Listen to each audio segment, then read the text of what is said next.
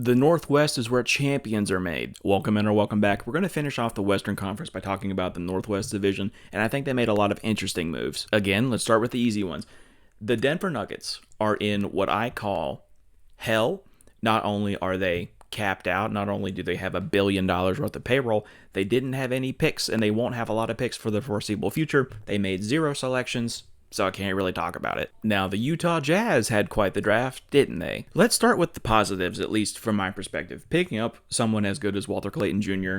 at 18 is super underrated. I expected him, because of his theatrics, because of his magical run in the tournament, that he would have ended up being a lottery pick, but for them to pick him up outside of the lottery at 18 is really good value. I'm confused what they're going to do between him and Isaiah Collier with the point guard responsibilities, but I believe in Danny Ainge, and it will work. And with the 53rd pick, they picked up John Tonje out of Wisconsin, and I think that's a pretty good pickup. He averaged about 19-5 in his last year in college. He was a 6-year guy, so I understand how that could possibly set off some red flags for teams, but Danny Ainge makes a living off of finding undervalued talent and either utilizing them for his team or trading them down the line for more assets. I'm personally a Celtics fan, so I've seen Danny Ainge do this time and time again. He's able to find guys at the end of the first round, at the end of the second round, and turn them into more draft picks down the road. If John Tonje does not work out in Utah, he will be traded for multiple seconds or even a first round pick eventually. I guarantee it. Now, obviously, the biggest move that they made this entire draft was drafting Ace Bailey at number 5, and that has so many question marks. Ace Bailey, famously, did not work out with one single team. He apparently had 3 teams on his radar. It was like Washington and the Pelicans, some other team. Definitely not the Utah Jazz. And there's a lot of smoke about him being very unhappy about the situation. At the time of recording yesterday, he landed in Utah, and for the photo ops, he seemed very happy, but he has now went 0 dark 30 on all of his socials. He's blacked out his Instagram icon page. It doesn't look good. I think that he's very happy. I think that his camp is very unhappy. But what I do know is that Trader Danny will make this work. Ace Bailey is either going to get with the program and see that the Utah Jazz has a very nice young core that eventually will be something if everyone can stay on the same page, or Danny will sign him to a contract and then flip him for multiple first-round picks to the Pelicans, to the Wizards, whoever wanted him in the first place. Coming into the draft, I really didn't think that there was going to be a team that took a chance like that because he hadn't worked out for anybody, because he's been very prima donna-ish about the whole scenario. But if there was going to be a GM that did take that chance, it was definitely going to be Danny Ainge. The Minnesota Timberwolves didn't have an outright confusing draft. I'm just more concerned with the fit of their picks. I may be butchering these pronunciations, so you'll have to forgive me, but to pick up Jan Behringer at number 17 and Rocco Zakarski at number 45 seems like very okay picks. They're both centers. They're 6'11 and 7'3 respectively. They have long wingspans. They can block shots. To some extent, they're rim runners. The problem I have with both of these selections, again, is the logjam of talent they have at that forward and center position. At the time of recording, Julius Randle has not picked up his player option for next year. I'd have to imagine that he's going to, though. They just re-signed Naz Reid to a 5-year, $125 million deal.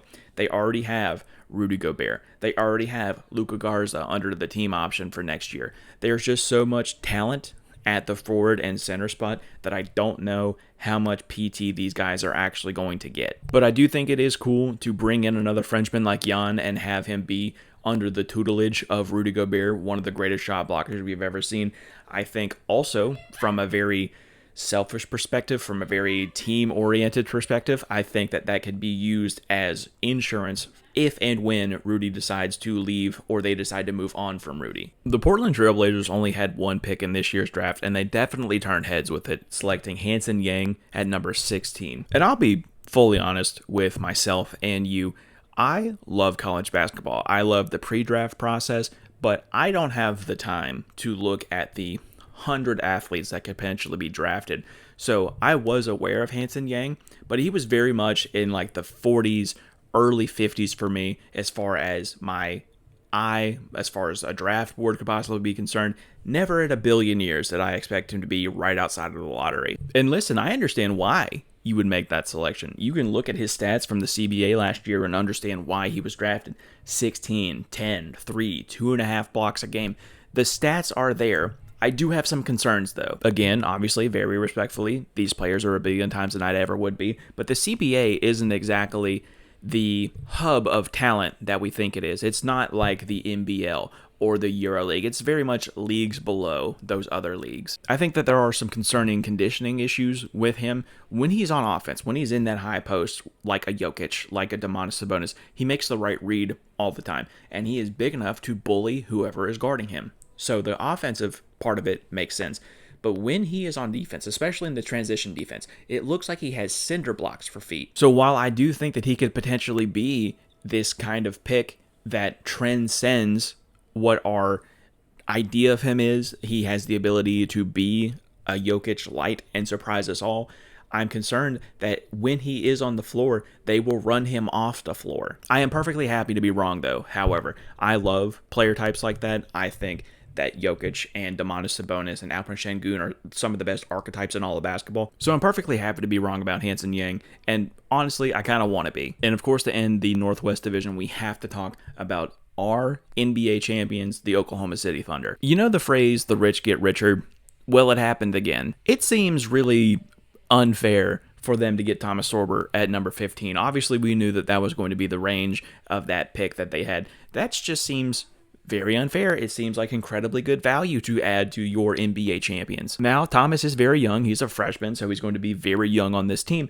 But to come in for that 1 year at Georgetown and average, let's call it 15 and 8, while having 2 blocks a game and a steal and a half a game, that's incredible value to add to the NBA champions. And even more importantly than that, he is so good in that short roll, the way that the Oklahoma City Thunder want to play, like an Isaiah Hartenstein. He's incredible at hitting the dunker spot. He's incredible at finding the open corner threes. He's so good, and I think because of his fit, he is now insurance for both Isaiah Hartenstein and Chet Holmgren whenever they do go out with injury. Now, if we're living in a world where everyone's healthy, I think it's going to be hard to get minutes over the established guys like Isaiah, like Chet, like Jalen Williams, but I think that because he's so good, defensively especially, he will make an impact on this team. So it is, again, incredibly unfair that they were able to get that good of a player at 15. And then with the 44th pick, they pick up Brooks Barnhizer out of Northwestern. Again, incredibly good value. Sam Presti has made a living off of finding value outside of the lottery in the second round, and I think he's done it again. Brooks is a 4-year guy out of Northwestern, but his last year he averaged 17, 8,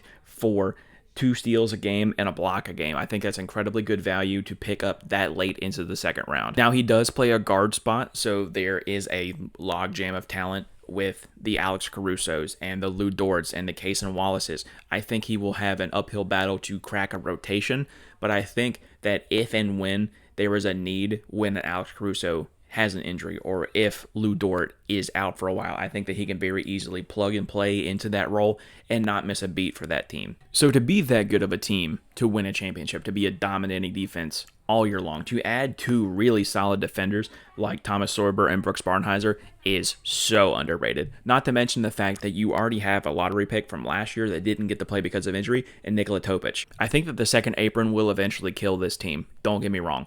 But until that happens, this is going to be a very, very good team for a very long time. But that's going to be it for me today. Who do you think won the Southwest Division? Let me know down in the comments below. And while you're at it, check my description. There's a link tree down there where all of my stuff is. Twitter, Blue Sky, Instagram, TikTok. I'm everywhere. If you're interested in keeping up with me, check those links. But again, that's going to do it for me. Be kind, tell somebody you love them, and I'll see you in the next one.